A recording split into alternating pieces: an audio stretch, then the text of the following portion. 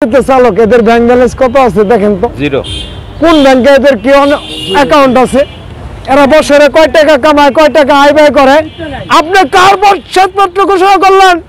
সেই শ্বেতপত্রের ভিতরে সুবিধাবাদীদেরকে সুযোগ দেওয়া হয়েছে এই 3 চাকার চালকদেরকে নিপীড়িত করার জন্য।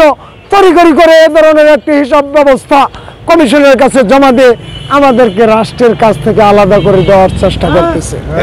প্রিয় দেশবাসী, এবার আপনাদের সামনে আমরা খালি মিনতি করি, আপনাদের কোনোদিন সাবধান করি না। আজকে একটা সাবধানের সুরে বলি, শনিবারে ভর্তি পরীক্ষা হয়, যদি একদিন গাড়ি বন্ধ করে দেই আপনাদের সোনামণিদের ভবিষ্যৎ কিন্তু একবারেই গায়েব হয়ে যাবো। কোনো ভর্তি পরীক্ষার শিডিউল কিন্তু ঠিক রাখতে পারবো না। সাবধান করতে হচ্ছে দেশবাসী, আমাদের উপর অত্যাচার করার চাইতে আমাদের নিয়ে আলোচনা করেন। আমরা আপনাদের সমস্ত দুর্যোগে, এই যে গত শনিবারে রাজশাহী ভার্সিটির ভর্তি পরীক্ষা হয়েছে, সমস্ত চালকদেরকে এই হল রুম চিনিয়ে দেওয়ার জন্য লক্ষ লক্ষ চালক এই রাজধানী ঢাকায় সকাল থেকে তারা কর্ম পরিচালনা করছিল। তাদের পোলাপান কিন্তু ভর্তি পরীক্ষা দেয় না, তাদের পোলাপান বড় জোর মাদক ইয়াবা গাঁজা নিয়ে একটু চিন্তা ভাবনা করে। আপনারা এই দেশে ইয়াবা, ওই মাদক, ওই ববগরের সন্তান এগুলো কোথায় পান? আপনার যে স্বামী স্ত্রীর মধ্যে কলহ হচ্ছে, যদি স্বামী জোরপূর্বক কিছু করে, এটা আপনি বুঝছেন, এটাকে ধর্ষণ হিসেবে গণ্য করবে। এটা যদি স্বীকৃতি পায় তাহলে আমাদের সমাজে কি প্রভাব পড়বে? বিবাহ প্রথা থাকবে। আপনারা স্বামী স্ত্রীর যে কলহ বিবাদটা, এই কলহ বিবাদটা গত 20 বছর আগে যা ছিল এখন কিন্তু সেটা বেড়ে গেছে। আর এই বেড়ে যাওয়ার নাম হইল অবাধ প্রচারণা।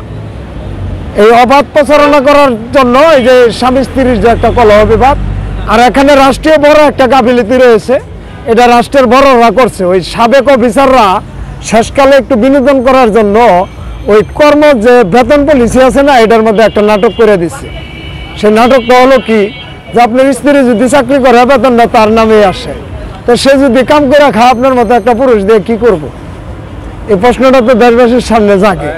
কিন্তু তার বেতনটা যদি তার স্বামীর নামে আসতো, তো চাইলে আর একটা পুরুষের সাথে অবাধ মেলামেশা সে করতে পারতো না।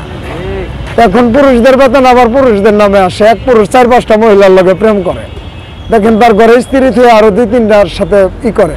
এই বেতনটা যদি তার স্ত্রীর নামে আসতো তাহলে এই পুরুষেরা এরকম প্রক্রিয়া চালাতে পারতো না। আমাদের রাষ্ট্রের পলিসি হলো সুবিধাবাদীদের মাথায় তেল দেওয়া।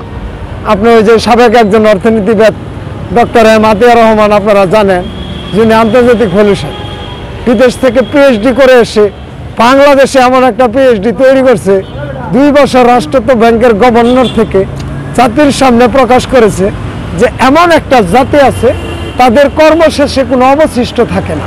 তারা কারা? তারা এই 3 চাকার রিক্সা চালক। কিন্তু আমার প্রশ্ন হলো, উনি চাকরি থাকা অবস্থা ব্যাংকের সমস্ত হিসাব তিনি নিয়েছেন, বিদেশে হাজার হাজার কোটি টাকা পাচার করার ব্যবস্থা করে দিয়েছেন, তখন কিন্তু রিক্সা চালকদের নিয়ে কোনো কথা তিনি বলেননি। যে তিনি অবসরে গেছেন, এবার বলতেছেন রিক্সা চালকদের কোনো অ্যাকাউন্ট নেই। তো রিক্সা চালকদের অ্যাকাউন্ট নেই, যে 10-12টা কিস্তি যে পরিচালনা হয় এগুলো কি দিয়ে আপনারা করেন? এই কিস্তিগুলো তো সম্পূর্ণ রিক্সা চালকদের অ্যাকাউন্ট। এই যে আপনারা সরকারি টাকাটা নিজের নামে ভাগ করে নিছেন, ওনার নামে চাকরি আছে, ওনাকে গাড়ির লোন দেওয়া হয়েছে, ওনার নামে চাকরি আছে, ওনাকে অ্যাপার্টমেন্টের লোন দেওয়া হয়েছে, ওনার নামে চাকরি আছে, ওনাকে বিজনেসের ঋণ দেওয়া হয়েছে, আর আমার 3 চাকার রিক্সা আমাকে 3টি কিস্তি দেওয়া হয়েছে। আমি যদি মারা যাই তাহলে আমার কিস্তি পরিশোধ করতে হবে আমার লাশ কাপড় দেওয়া ডাক্কা দেওয়া। আর যারা ব্যাংকের টাকা ঋণ নিচ্ছে ওরা যদি মারা যায় তাহলে ওদের পোলাপানে সুদ করবো। কি বলেন? এই পলিসিটা এই দেশে চলতেছে। আমার বলতেছে তুই কিস্তি নেস কে? তা আমি যে কিস্তি নেই, আমি কিস্তি কেন নেব? আমি একটা শ্রমিক, আমাকে তুমি কর্মের ব্যবস্থা করে দিবা, আমি কর্ম করে খাবো। তুমি কর্মের ব্যবস্থা না করে পলিসি করে ব্যাংকের টাকা নিজেদের নাম নিয়ে আমাদেরকে একটা কিস্তির ব্যবস্থা করে দিয়েছ। আমি দেশবাসী এই সাংবাদিকদের মাধ্যমে আপনাদের সামনে একটি কথা তুলে ধরতে চাই, গত 54 বছর এই 3 চাকার চালকদের সমস্ত দুর্যোগে তাদের অবদান রয়েছে, কিন্তু তাদের নিয়ে কোনো আলোচনা এদেশের মানুষ করে না। আপনারা গত বছর লক্ষ্য করেছেন 59 মিলিমিটার বৃষ্টি হয়েছিল, এই রাজধানী 2.5 থেকে 3 দিন পানির নিচে পড়ে আছিল। এবার যদি ওইরকম বৃষ্টি হয় আমরা একটু শিক্ষা দিয়েও দিতে পারি। তার কারণ হলো যে দেখেন আপনারা তো আমাদের নিয়ে কথা বলেন না। যখন